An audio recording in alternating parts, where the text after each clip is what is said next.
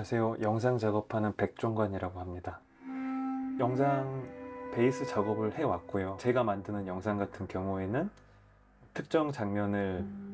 미리 기획하고 연출해서 없는 것을 만들어내는 것보다는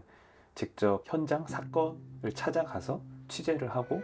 이미지와 사운드를 기록한 다음에 나중에 그거를 이제 재가공하는 과정을 거쳐서 리서치와 그 자료를 수집하는 과정을 거친 후에 그것을 이제 작업화하고 있는데, 그런 과정 중에 만들어졌던 여러 가지 작업들이 있는데 그 중에 이제 특정 공간을 주제로 했던 작업들도 있었어요. 그게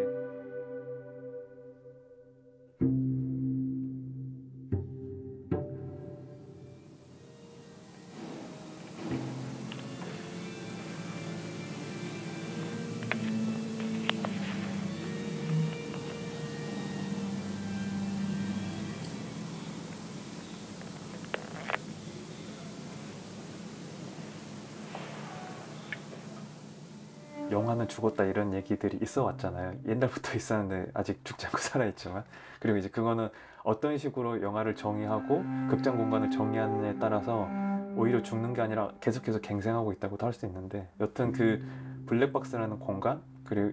늘 좀 이제 장소를 좀 다시 사유해 보고자 하는 계획이었고 저도 그렇게 만들었던 건데, 지금 작업이랑도 비슷한데 그 극장이라는 공간을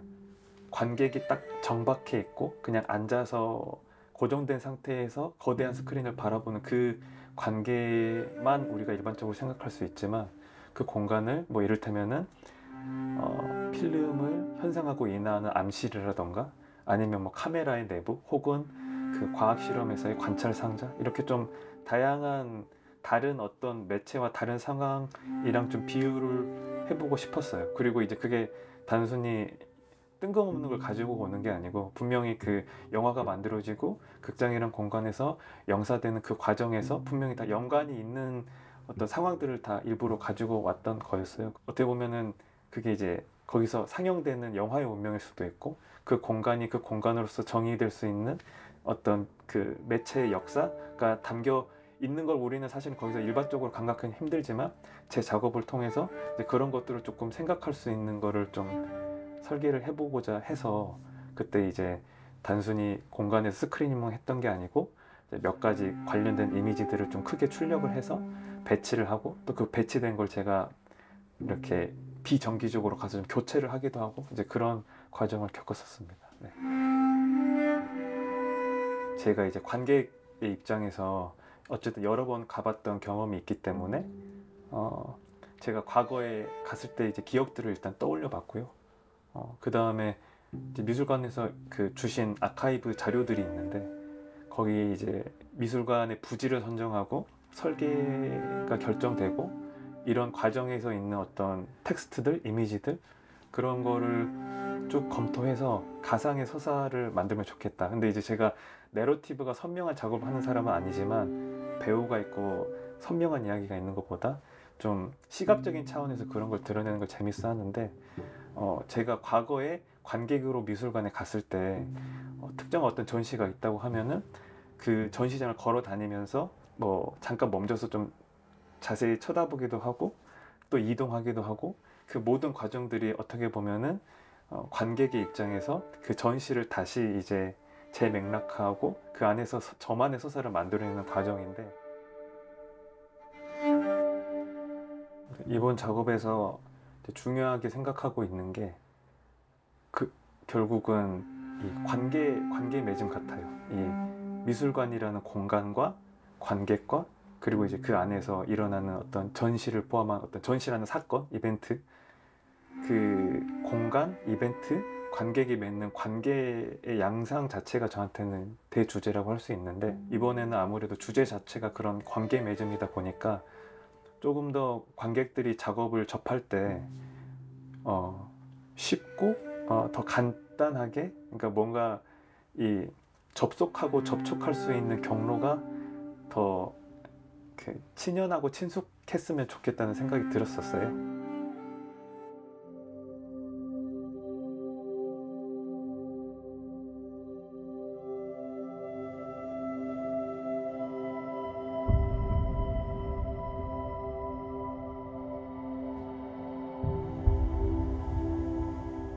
일단은 첫 번째로는 제가 관객의 동선을 어느 정도 강제하고 설계하고 싶은 게 있었어요. 그러니까 그냥 딱 화이트 큐브에 뭐 특정 공간을 뭐 블랙박스로 만든다거나 어쨌든 영상이 나오고 있으면은 그 영상 자체를 감상하는 걸로 끝인데, 근데 어쨌든 저는 공간에 대한 작업이기 때문에 신체적으로 관객의 어떤 행동이 그 영상을 관람하는 것과 연동이 돼서, 그래서 더 그 작품의 의미를 조금 생각을 함께 할 수 있으면 좋겠다, 그런 차원에서 그 제가 지금 설계한 막 같은 경우는 어느 정도 관객이 그것에 의해서 좀 동선이 그 유도되는 측면이 있거든요. 그리고 이제 그 막이 완전히 가려진 게 아니고 좀 개구부가 있어서 지나가다가 또 가장 안쪽에 있는 영상들이 보였다 안 보였다 하는데, 이제 그것은 제가 아까 그 어떤 전시 공간, 미술관에서 그 안을 이렇게 걸어가는, 경유하는 혹은 잠깐 멈추는 관객을 상상한다고 했는데, 그런 과정들을 그 좀 제한된 공간에서 연출하고자 싶었던 것도 있어요. 지금 설계대로라면은 몇 개의 막의 사이로 왔다 갔다 관객들이 하면서 그 이제 뚫려 있는 부분을 통해서 안쪽에 영사되는 걸 볼 때 그냥 그 작품만 보일 수도 있지만, 관객이 좀 더 있다면은 이제 그 앞을 지나가는 관객들도 보일 거란 말이에요. 그러면 이제 그 관객이 있어서 그 사람의 프레임 안에는 영상만 있는 게 아니고 그 앞, 그리고 저 너머에 또 막을 지나가는 관객들도 같이 보이거든요. 그러면 사실은 그게 또 다른 풍경이 되는 거니까, 그런 그 매 순간순간마다 다르게 보이는 것이 그런 걸 좀 경험할 수 있었으면 좋겠다, 관객이. 그런 생각을 했습니다.